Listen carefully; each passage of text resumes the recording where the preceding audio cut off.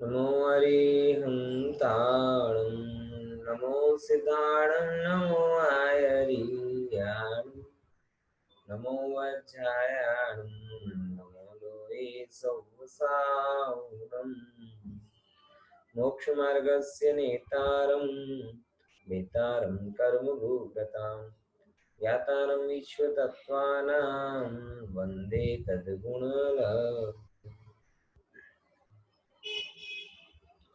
कल चर्चा में हमने एक बहुत अलग टाइप का प्रकरण समझा था जो सामान्यतः हम नहीं पढ़ते हैं।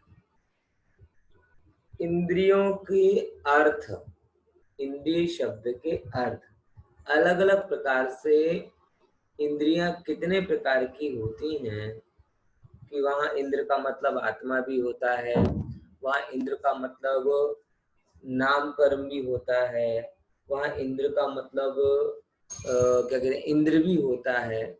और हमने बड़े आराम से समझने की कोशिश की थी कि ये चारों अपेक्षाओं से इंद्रिय का अर्थ निकाला गया। वो जानने में कारण भी होती हैं, वो अस्तित्व को भी बताती हैं, वो संप्रभु भी होती हैं और वो नाम कर्म का खेल भी होता है। पॉइंट समझ में आया?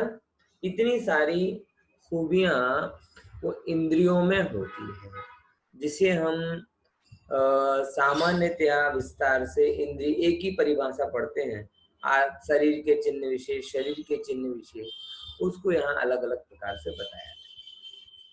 दूसरे नंबर की बात जो यहाँ पर चालू हुई थी कि इंद्रियों में मन को नौ इंद्रिय क्यों कहा गया। क्या शब्द तो बोला था, मन को नौ इंद्रिय क्यों कहा गया? तो मन को नौ इंद्रिय कहने का कारण है, कोई बताएगा?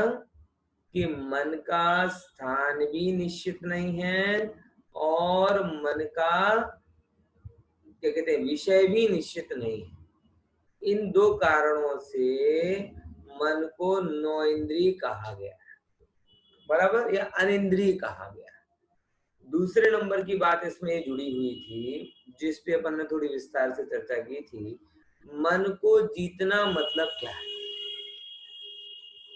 ये बहुत बड़ी स्पष्ट दिखाई नहीं देता है, इसलिए जीतना मुश्किल होता है। तो मन को जीतना मतलब क्या है, ये सबसे बड़ी समस्या हमारे लिए मनोविजय की है। ये सब लोग इस चीज को मानते हैं। तो हमने कल उसकी प्रैक्टिकल मेथड के रूप में समझने की कोशिश की थी कि मन को जीतने का कोई दूसरा उपाय नहीं, मन को जीतने का एक ही उपाय है पॉजिटिविटी के साथ में कि मैं क्या हूं ये निर्णय करो। और जैसे ही आप ये गहराई से निर्णय करते हो मैं क्या हूं, वैसे ही आपको आप उस संबंधी विचार आने लगते हैं। ये बहुत प्रैक्टिकल एस्पेक्ट बता रहा हूँ। इसके अलावा आप कितने उल्टे पुल्टे उपाय कर लोगे, उससे आपकी कभी मनोविजय नहीं होने वाली। पॉइंट समझ में आया? हमने अधिकतर क्या किया है, मन को जीतने के नाम पर नेगेटिव उपाय किए।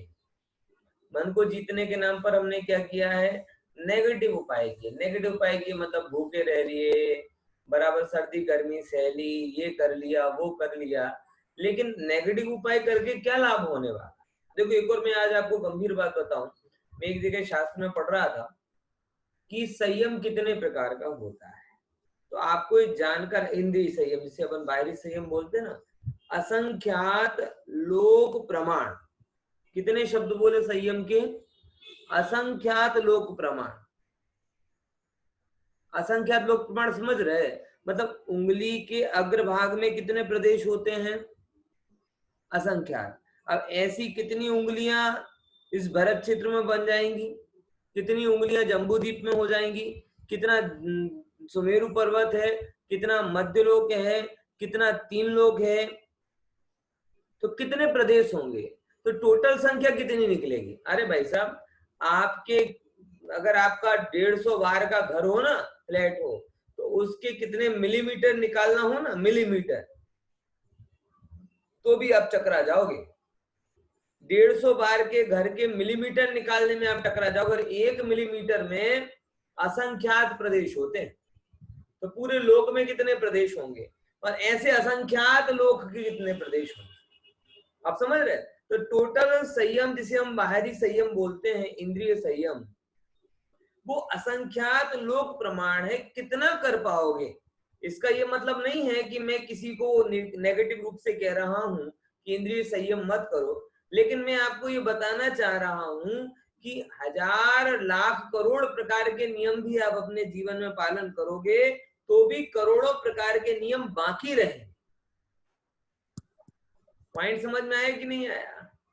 इसीलिए संयम पालन करने का सर्वोच्च तरीका यह है कि आप अपने आत्म स्वरूप के साथ तन्मयता महसूस करो, और अपने आत्म स्वरूप के साथ तन्मयता जब आप महसूस करोगे तो मन सहज ही विषयों में जाएगा नहीं, और मन विषयों में जाएगा नहीं तो जो मन का काम है आत्मा में आना, वो अपने आप होता जाएगा। आपको ट्रेंड नहीं कर, जैसा अहम होता है वैसा परिणमन होता है। पॉइंट समझ? आपके विचार आपके श्रद्धान का ब्लाइंडली फॉलो करते हैं। आप इस बात को समझना, क्या बोल रहा हूं, आपके जो विचार या विकल्प हैं वो कहीं ना कहीं आपके श्रद्धान को फॉलो करते हैं। जैसे ही आप समझो इसको एग्जाम्पल के रूप में, आपकी अवस्था, फॉर एग्जाम्पल बच्चा अपने आप को बच्चा मानता है,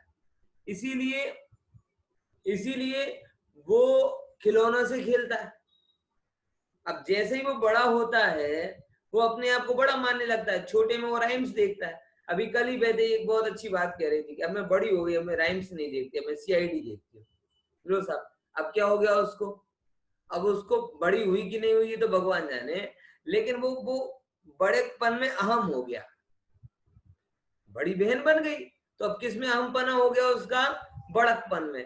पहले छोटी थी तो ये लगता था कि भाई छोटी हूं तो राइम्स देखूं, अब क्या लगने लगा कि बड़ी हो गई हूं तो अब बड़े लोगों की चीज देखो। तो जैसे ही मन में ये भाव हुआ कि मैं बड़ी हो गई हूं, वैसे ही क्या काम करने लगी?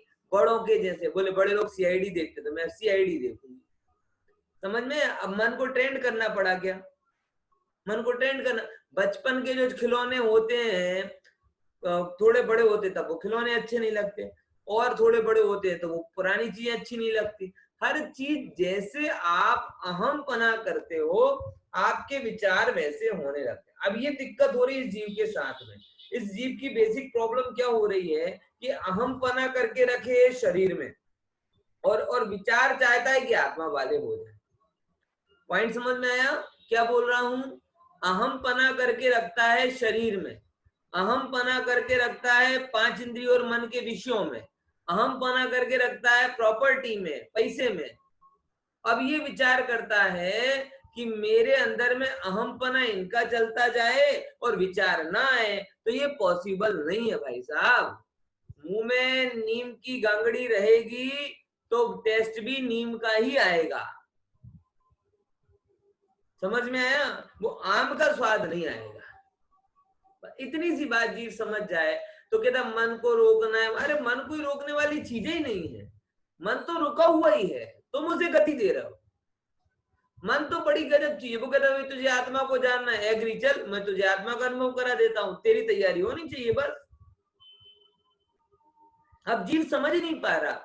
जीव ही कहता है कि मेरा मन नियंत्रण में नहीं है, मेरा मन नियंत्रण में नहीं है। तेरा मन नियंत्रण में ही है, तेरा मोह नियंत्रण में नहीं। समझ में आया? तू प्रयास कर रहा है मन पर, जबकि समस्या है मोह की, और मोह के अभाव का उपाय है तत्व विचार। तू मन को नियंत्रण करने के चक्कर में दुनिया भर के उल्टे पुल्टे ना जाने कितने उपाय कर लेता है, लेकिन मोह को समन करने वाली जिनवाणी का स्वाध्याय नहीं करता। ज्ञानियों की बात नहीं सुनता, अगर सुन भी लेता है तो विचारता नहीं है, विचार भी लेता है तो अनुभवता नहीं। इसीलिए मन अपनी धुन में ही चलता रहता है, बाहरी लाख ठपका देते रहो, मन को कोई फर्क नहीं पड़ता। समझ में आया? इसीलिए भैया बहुत गहराई से विचार लेना। मैं कल भी आपको बता रहा था लेकिन बताते बताते छूट गया। गुरुदेव ने 45 साल तक क्या उपदेश दिया? गुरुदेव ने बार बार 45 साल तक भगवान आत्मा, भगवान आत्मा, भगवान आत्मा क्यों बोला?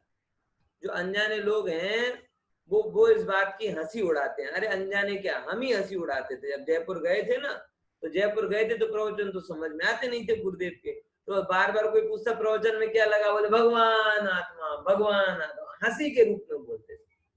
हमें लगता था ये क्या एक ही बात दोहराया जा रहा है, लेकिन आज जब थोड़े अनुभव होने पर हमें पता चलता है कि एक भगवान आत्मा में अहम हो जाने पर बाकी सारे विभाग चुटकियों में खत्म हो जाते हैं। समझ में आया? एक बार अगर इस जीव ने ये मैं हूं आत्मा हूं ऐसा अहमपना स्थापित कर लिया तो आप देखेंगे कि रागादि की मजाल नहीं है, ताकत नहीं है कि आपके आसपास आ भी जाए। अगर आ भी जाते हैं तो ऐसे छू हो जाते हैं थोड़े समय बाद जैसे गधे के सर से सिंह। ऐसा स्वरूप है भाई साहब। इसलिए विचार करना और मन को भी अपन इस रूप में समझिए। कल की बात थोड़ी अपनी चल रही थी। अब आज अपन जो पढ़ने वाले हैं वह है उस मति ज्ञान का डेवलपमेंट। किसका डेवलपमेंट? एक स्लाइड है, मतलब ये बड़ी सरल सी, बोले प्रकाश और पदार्थ को मति ज्ञान का उत्पत्ति का कारण क्यों नहीं किया संयोग की अपेक्षा से, तो उसका समाधान किया कि प्रकाश और पदार्थ के बिना भी ज्ञान की उत्पत्ति देखी जाती है, किंतु इंद्रिय और मन के बिना मति ज्ञान की उत्पत्ति नहीं देखी जाती, इसीलिए प्रकाश और पदार्थ को मति ज्ञान की उत्पत्ति का कारण नहीं कहा। स्वाभाविक सरल सी बात है, क्योंकि बाहर की चीज होने से ज्ञान हो ही जाए ये जरूरी नहीं। अब आप देखो, मैं जिस कमरे में बैठा हुआ हूँ यहाँ पे बहुत सारी चीजें पड़ी हुई हैं, कुर्सी भी पड़ी हुई है, गद्दे भी पड़े हुए हैं, सब हैं, लेकिन मुझे किसी का ज्ञान नहीं हो रहा। क्यों? क्योंकि वो होते हुए भी मेरा ध्यान किस पर है? तत्वार सूत्र पर है। तो तत्वार सूत्र पर ध्यान है तो इनका ये होते हुए भी ज्ञान नहीं हो रहा है ना? इसीलिए कहते हैं कि ये आपके ज्ञान में कारण है। अब जो बात आ रही है 15वें नंबर के सूत्र की, वो बड़ी अच्छी बात है, कई बार चर्चा में है, आज अपन इसको लगभग पूरा करने का प्रयास करेंगे कि मति ज्ञान की प्रोसेस क्या है। जो मति ज्ञान डेवलप होता है, स्टेजेस जो उसकी पड़ती हैं, वो कैसे कैसे होती हैं, वो बात यहाँ पर बताई जा रही है। देखिए 15 नंबर का सूत्र मैं आप समझिएगा, मैं बोलूंगा आप लोग दोहराने की कोशिश कीजिएगा, मुझ तक आवाज आए या ना आए, लेकिन जब मैं सर्वज्ञ बन जाऊंगा तब सब एक एक को चेक करूंगा कि जब मैं पढ़ा रहा था, बोलने का बोल रहा था, तब कौन कौन बोल रहा था, कौन कौन नहीं बोल रहा था। अभी भले मुझे सुनाई नहीं देगा, लेकिन फ्यूचर में सबका चेक करूंगा। हाँ, इस हिसाब से सब बोलते जाना। देखो, तो अवग्रहे हावाए धारणा, क्या है सूत्र? अवग्रहे हावाए धारणा। बोलो। हाँ, सुनाई दिया। अवग्रहे इहा आवाय धारणा। अवग्रह, इहा, आवाय और धारणा, ये क्या है? ये मति ज्ञान के 4 भेद हैं। भेद तो बहुत सारे हैं, ये एक्चुअल में आप पढ़ेंगे तो आपको पता चलेगा ये 4 स्टेजेस हैं। ये 4 क्या है? मति ज्ञान की स्टेज रूप भेद है, क्रम रूप भेद है। जैसे होता है ना कि अगर किसी पेड़ को देखना हो तो उसकी बीज रूप दशा होती है, अंकुर रूप दशा होती है, वृक्ष रूप दशा होती है, फिर फल रूप दशा होती है। जैसे उस पेड़ की 4 अलग अलग दशाएं होती हैं, ऐसे उस मति ज्ञान की भी 4 दशाएं होती हैं, वो बताते हैं। देखो, स्वरूप क्या है और इन फ्यूचर क्या होता है उसका वो बताते। तो मति ज्ञान के भेद, मति ज्ञान के भेद, तो बोले स्वरूप के एंगल से 4 भेद वहां बोले, अवग्रह, इहा, आवाय, धारणा। अब इसके 2 पॉइंट किए। फ्यूचर में क्या हो जाता है इसका? कालांतर, कालांतर मतलब इन फ्यूचर, बराबर। तो अवग्रह में क्या होता है? तो अवग्रह में जानना होता है, सर्वप्रथम जानना। देखो, मैं उसको पहले एक सामान्य इस चीज से समझ लो, फिर आपको ज्यादा सब चीजें क्लियर हो जाएंगी। देखो, सबसे पहले आप ये समझो कि अवग्रह, ये वैसे तो कईयों को पता होगा, जिनको नहीं पता हो एक सामान्य रिवाइज कर लें कि अवग्रह मतलब ज्ञान की प्रोसेस क्या है। सबसे पहले ज्ञान की प्रोसेस में ज्ञान नहीं होता, सबसे पहले ज्ञान की प्रोसेस में दर्शन होता है।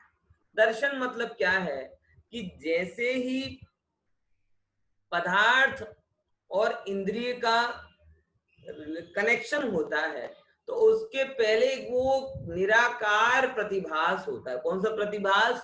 निराकार प्रतिभास। उस निराकार प्रतिभास को कहते हैं दर्शन।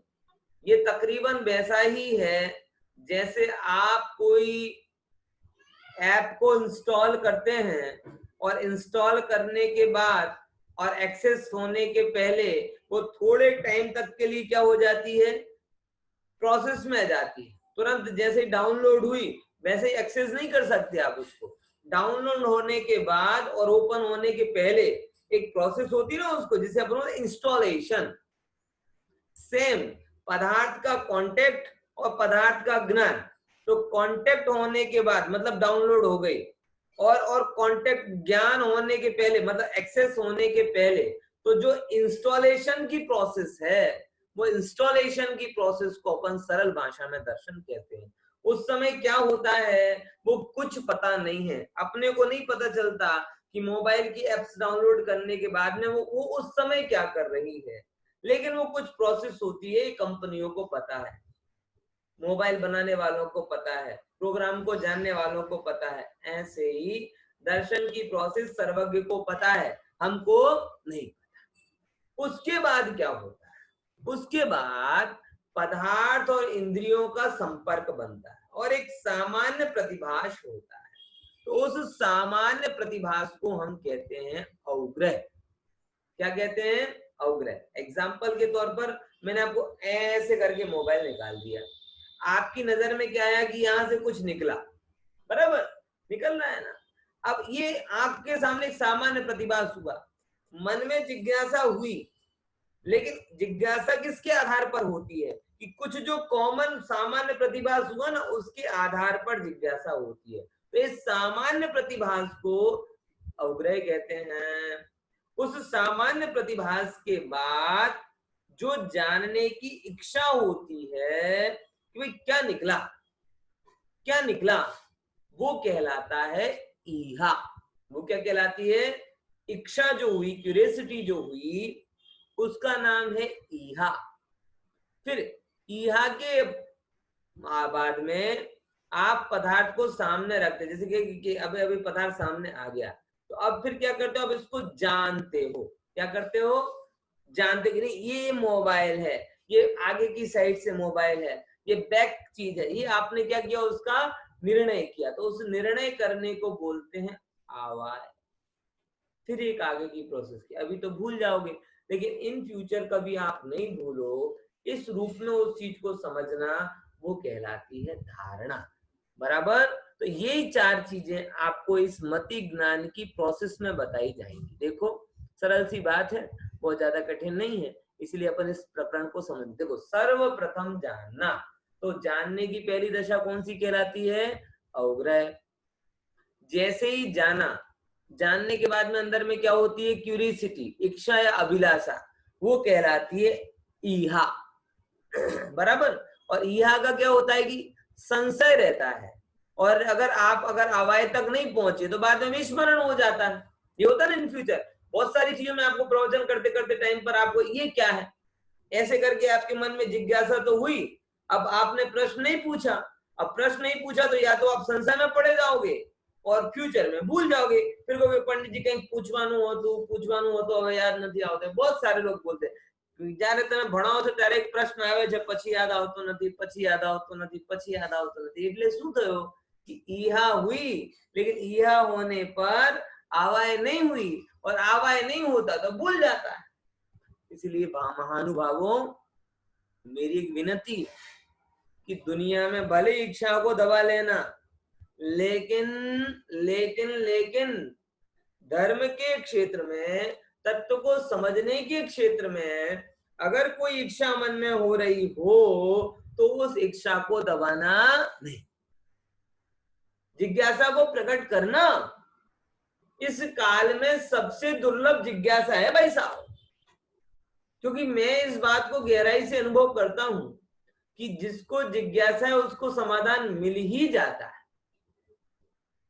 जिसको जिज्ञासा, जिस भी चीज की आपको जिज्ञासा है, और आज तो ये इंटरनेट का जमाना है, गूगल का जमाना है, यूट्यूब का जमाना है, जिज्ञासा आपकी हो ना तो आपको कहीं ना कहीं से समाधान मिल जाएगी। इस काल में समाधान दुर्लभ नहीं है, जिज्ञासा दुर्लभ है। भाई साहब बड़ा गजब काल है, हुंडा और सरपणी काल है। लेकिन देखो घर में बैठे लॉकडाउन में है, लेकिन देश देश के शिविर चल रहे, कितने शिविर हो चुके, बच्चों के शिविर, बड़ों के शिविर, ऑनलाइन क्लास, जो पढ़ना हो वो पढ़ सकते। अब इसे हम क्या बोले, अच्छा बोले बुरा बोले प्रभु, ओहो, जो भी बोलो इसकी व्याख्या बाद में की जाएगी, लेकिन जिज्ञासा जिसको है उस जिज्ञासा वाले जीव के लिए आज के समय में कुछ भी दुर्लभ नहीं। गुरुदेव के 9 प्रवचन एक वीतरागवाणी.com पे मिल जाएंगे, सैकड़ों विद्वानों की यूट्यूब चैनल है, आप देखोगे ना तो आपको पता, एक एक विद्वान के हजारों हजारों प्रवचन हर विषय पर रखे हुए, डॉक्टर साहब के देख लो, सुमत प्रकाश जी के देख लो, जो भी है, जिसकी भी आपको जिज्ञासा हो उसके सब। कई दिनों तक लोग मुझे कहते हैं साहब आपका यूट्यूब चैनल आप क्यों नहीं बना रहे, बहुत पहले मुझसे प्रश्न करते थे, कहने में बहुत, तो मैंने एक बहुत मजाकिया तौर पे उनको उत्तर देता था कि भाई जो है वो सुन लिए क्या विचार करके देखो, खरेखर इस बात को मैं सोचता हूँ, बहुत दिनों से लोग बोले ठीक है ये तत्वार सूत्र के निमित्त से बन भी गया, चल भी रहा है, आप लोग सुन भी रहे हैं, बहुत अच्छी बात है, लेकिन खरेखर देखा जाए तो भैया ये सब साधन पे साधन, साधन पे साधन, साधन पे साधन होते जा रहे हैं, लेकिन साधना खोती जा रही है। ज्ञान के साधन होते जा रहे हैं और ज्ञान की जिज्ञासा खोती जा रही है। ये कैसा काल है, मैं तो इस चीज को समझने, पहले लोग जिज्ञासा करते थे, टोडरमल जी साहब जैसे जीव कन्नड़ लिपि सीख कर बैठे थे कि मुझे जैसे धवला मिलेगा मैं पढ़ लूंगा, और अभी मेरे ग्रुप में किसी ने पूछा कि भाई धवला की 16 पुस्तकें चाहिए हैं, और ने तुरंत टेलीग्राम पे धवला की 16 पुस्तक पहुंचा दी, लो साहब, हिंदी अनुवाद के साथ में। टोडरमल जी साहब धवला देख नहीं पाए, और हमें अगर 2 मिनट में कोई मेरे से बोले कि धवला पुस्तक चाहिए, सटकंडागम चाहिए, बोल लो पूरी पुस्तक है, क्या है, समय सार चाहिए, ये टीका वाला लो, एक एप्लीकेशन में सब कुछ आ गया। समझ में आ रहा भैया? इसीलिए आज के समय में अगर आपको कोई तत्व के बारे में जिज्ञासा हो रही हो तो मेरी बात को बहुत गंभीरता के साथ में समझना, बिल्कुल भी मैं लाइटली इस बात को नहीं कह रहा हूं, पूरी गंभीरता के साथ में इस बात को कह रहा हूं कि अगर आपको तत्व की जिज्ञासा हो रही है तो मतलब आपकी भव्यता आपका दरवाजा खटखटा रही, जोरदार दस्तक दे रही है। आपकी भव्यता, आपकी जो सम्यक की जो पात्रता है ना, वो ठक ठक ठक ठक ठक ठक कर रही, कुंडी खटका रही है, और वो कुंडी आपकी जिज्ञासा के रूप में निकल रही। वो विचार जो आपके मन में आ रहा है, ये सिद्धत्व की पूंजी है भाई साहब। तत्व का विचार इस काल में आना, कोरोना का विचार आना तो बड़ा सरल है, लेकिन ये कोरोना मेरा स्वभाव नहीं है, ये विचार आना, ये आपकी सिद्धत्व की पूर्व भूमिका तैयार हो रही, सम्यक की पूर्व भूमिका तैयार हो रही। आप इस समय टीवी नहीं देख रहे, मोबाइल में वो नहीं देख रहे, दुनिया भर जो देख रही है, न्यूज में माथा नहीं खपा रहे, जिनवाणी सुन रहे, तत्व का विचार कर रहे, इस कली काल में ऐसा अगर आप कर रहे हैं, मन से कर रहे हैं, दिल से कर रहे हैं, तो ये समझ लो कि आपकी भव्यता प्रकट होने की कगार पर है।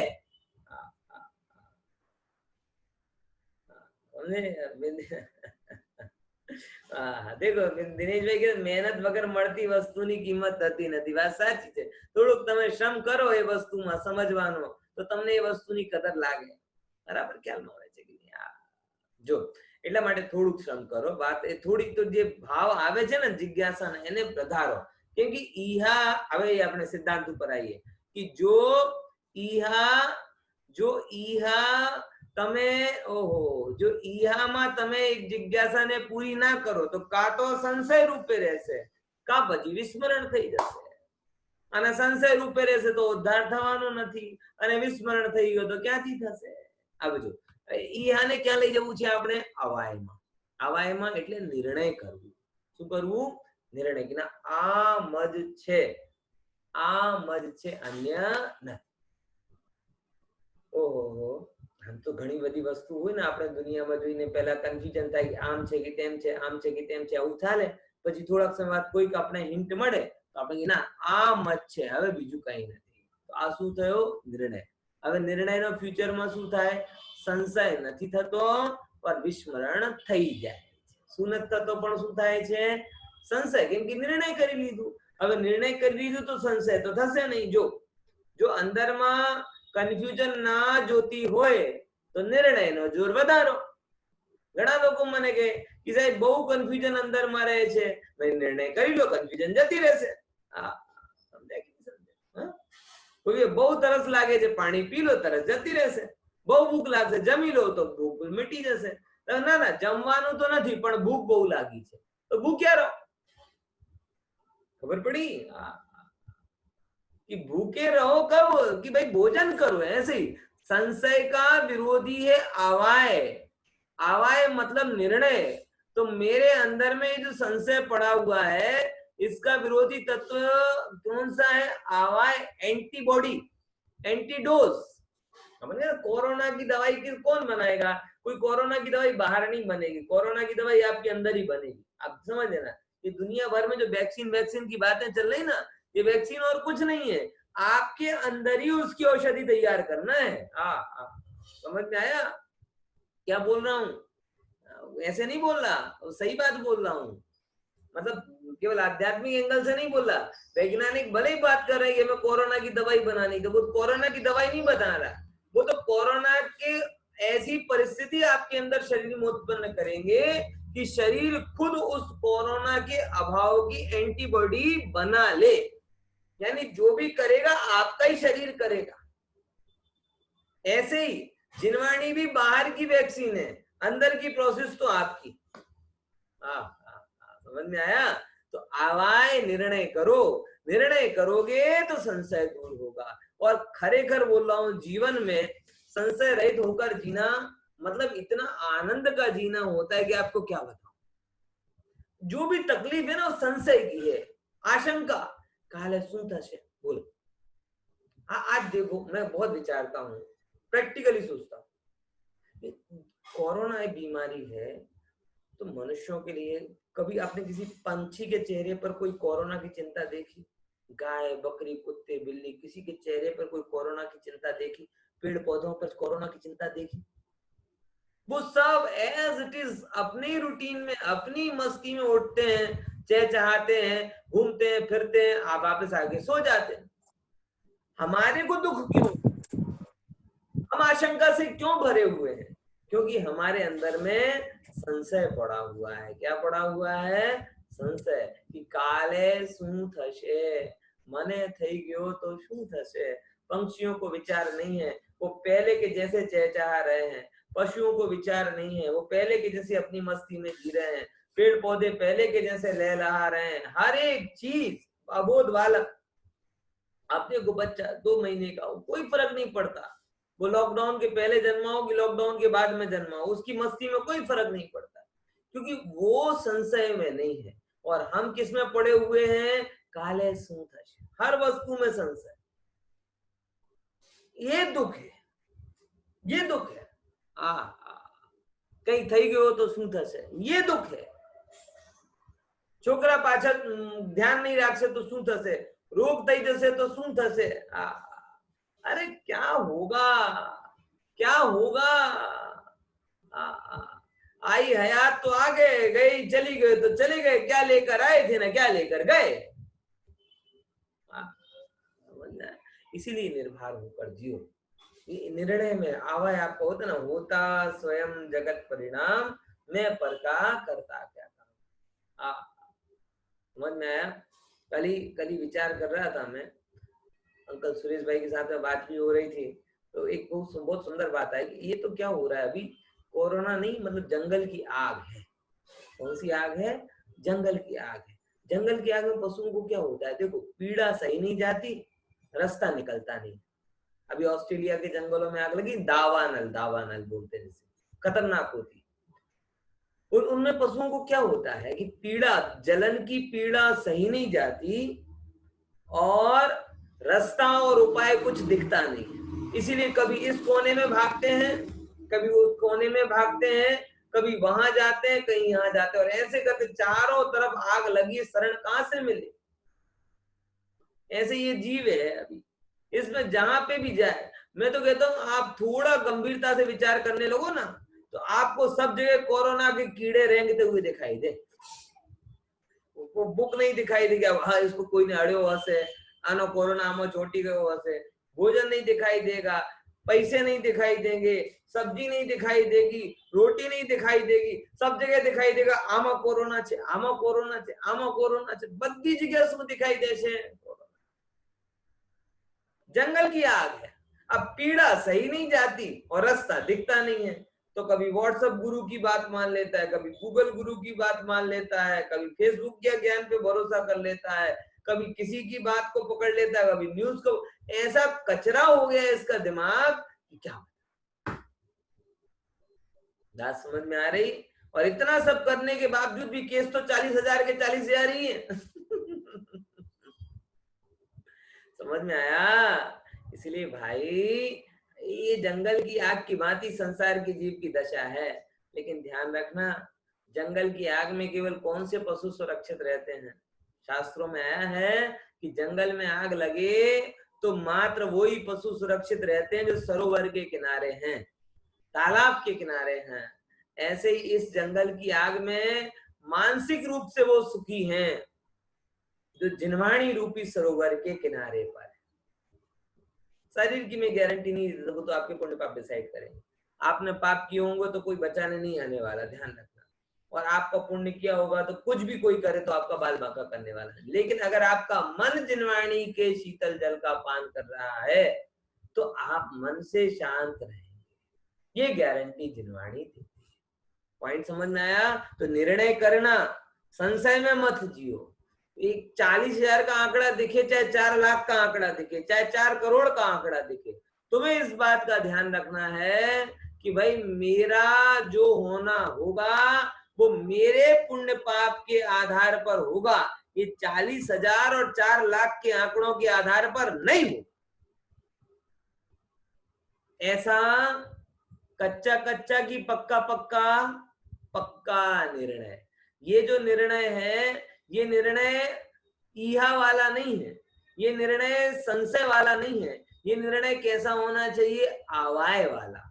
और आवाय नहीं, मैं तो क्या कह रहा हूं, धारणा वाला होना चाहिए। देखो यहाँ लिखा है धारणा, कि भविष्य में भी नहीं भूले। बोले आप याद अभी करा देते तो याद रह जाता है, बाद में भूल जाते हैं। बोले भविष्य में भी नहीं भूले, वो क्या कहलाती? धारणा। ना संशय होता है ना विस्मरण। मतलब मैं कह रहा हूं 40,000 में आपने याद कर लिया, 4 लाख में घबरा जाओगी, नहीं अब तो सबको होने लगा, अब तो मुझे हो जाएगा।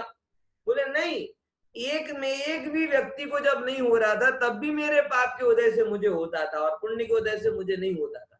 40,000 को हो रहा है तब भी उनके पाप के उदय से हो रहा है, पुण्य के उदय से नहीं हो रहा। और बलकर 40 लाख हो जाएंगे अगर कदाचित, तो भी ध्यान रखना वो मेरे पुण्य पाप से हुआ, संख्या से नहीं हुआ, ये जानकर निर्भय रहना। कभी भी मन विचलित हो, होता स्वयं जगत परिणाम, मैं पढ़ता करता है। बराबर? देखो आगे अपन पढ़ते अवग्रह क्या कहता है। इंद्रिय, अब उसकी सामान्य परिभाषा है जिसको अपन ने पढ़ चुके। इंद्रियों और पदार्थ का संबंध होते ही, कांटेक्ट में आते ही जो सामान्य ग्रहण होता है उसे दर्शन कहते हैं। पदार्थ और इंद्रिय सामने आई और जो एक सामान्य अवबोध हुआ उसे दर्शन कहते हैं। और दर्शन के अवांतर ही, अवांतर मतलब समझिए ना, आफ्टर सम टाइम, दर्शन की थोड़ी देर बाद ही जो पदार्थ का ग्रहण हुआ, वो पदार्थ का ग्रहण क्या कहलाता है? अवग्रह कहलाता है। पॉइंट समझ में आया? ये दो चीजों को समझना। सबसे पहले पदार्थ का कांटेक्ट हुआ वो कहलाता है दर्शन, और दर्शन के बाद ही जो पदार्थ का ग्रहण हुआ वो क्या कहलाता है? अवग्रह। कांटेक्ट और ग्रहण, ये दो शब्द समझे ना, कि पहले संपर्क में आता है और फिर ग्रहण करता है। ग्रहण करता मतलब निर्णय करता है, बराबर, जानता है। फिर उसका क्या खुलासा किया? जैसे जैसे चक्षु के द्वारा सफेद रूप को जानना, क्या करना? चक्षु के द्वारा सफेद रूप को जानना, कि चक्षु से जाना कि सफेद है, ये क्या कहलाता है? अवग्रह कहलाता है। ठीक है, क्लियर हुआ? अब एक अगली परिभाषा जिससे आपको अवग्रह और दर्शन के बीच अंतर ख्याल में आएगा, वो जरा विचार। इसमें जानना निर्विकल्प होता है। मतलब दर्शन में निर्विकल्प एक्चुअल में जानना होता ही नहीं है, निर्विकल्प प्रतिभास होता है। क्या शब्द होता है?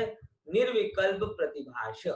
जैसे जैसे आप नींद में हो और नींद में कोई आपको वो क्या कहते हैं गली पची करे, पर बच्चे करते हैं कई बार गली पची, तो जब आपको ये पता चलता है कि गली पची बच्चों ने की, उसके पहले जो कुछ फील होता है, कुछ लगता है, क्योंकि उससे प्रोसेस चालू होती है, आपको पता नहीं चलता कि गली पची कर रहे हैं बच्चे, लेकिन वो जो कुछ फील हुआ ना, उसका नाम निर्विकल्प प्रतिभास है। और इसमें अवग्रह में क्या होता है? इसमें जानना सविकल्प होता है, यानी तब आपको पता चलने लगता है कि समथिंग इज हैपनिंग, कुछ हो रहा है। फिर क्या कहते हैं? दर्शन में क्या कारण बनता है कि दर्शनावरण कर्म का क्षयोपशम निमित्त होता है। कौन से कर्म का क्षयोपशम? दर्शनावरणी कर्म। कौन सा कर्म? दर्शनावरणी कर्म। दर्शन गुण पर जो आवरण करता है वो कर्म का क्षयोपशम। क्षयोपशम शब्द क्या होता है? देखो, आवरण और क्षयोपशम विरोधी शब्द हैं। आवरण मतलब कवर करना और क्षयोपशम मतलब उजागर करना। पॉइंट समझ में आया? तो ज्ञानावरणी ज्ञान प्रकट करता है क्या? दर्शनावरणी दर्शन प्रकट करता है? बोले नहीं, ज्ञानावरणी और दर्शनावरणी कर्म पर आवरण कर, ज्ञान पर और दर्शन पर आवरण करते हैं, और क्षयोपशम जब होता है तो उस आवरण को हटा दिया जाता है। अवग्रह में क्या हुआ? मति ज्ञानावरण कर्म का क्षयोपशम निमित्त होता है। कौन निमित्त होता है? मति ज्ञानावरण कर्म का क्षयोपशम। देखो एग्जाम्पल क्या दिया? दर्शन, जैसे उसी दिन जन्मे बालक के पहली बार नेत्र खोलने पर विशेष शून्य प्रतिभास। ऐसा प्रतिभास, उसी दिन बालक ने जन्म लिया और उसी दिन उसके नेत्र खुले, और नेत्र खुले तो नेत्र के खुलने पर जो उसे सामान्य प्रतिभास हुआ, अब देखो कि कभी भी तो सामान्य प्रतिभास क्या कहलाता है? शून्य प्रतिभास, उसका नाम दर्शन। एक एक तुलना, एक्चुअल में कुछ भी चीज समझाई नहीं जा सकती। दर्शन को समझाने के लिए आपको केवल ज्ञानी होना पड़ेगा, बराबर, वो इस समय शक्य नहीं, बराबर। ये दर्शन की बात है। अवग्रह में क्या हुआ? इसमें जानना सविकल्प होता है। इसमें क्या होता है? मति ज्ञानावरणी कर्म का क्षयोपशम निमित्त होता है। कौन से कर्म का क्षयोपशम? मति ज्ञानावरण। ज्ञानावरणी कर्म की 5 प्रकृतियां, उसमें मति ज्ञानावरण, और उस मति ज्ञानावरण कर्म का क्षयोपशम जब व्यक्त होता है तब जाके आपका अवग्रह होता है। जिसके लिए एग्जाम्पल क्या है कि यह रूप है, यह पुरुष है, यह मोबाइल है, ये टीवी है। एक्चुअल में ये जो एग्जाम्पल दे रहे हैं ना, ये एग्जाम्पल तो आवाय के एग्जाम्पल है, क्योंकि यह रूप है, ये समथिंग, कुछ है। अवग्रह का एक ही डेफिनेशन आती है, समथिंग। फिर समथिंग में व्हाट इज, ये होती इहा, और दिस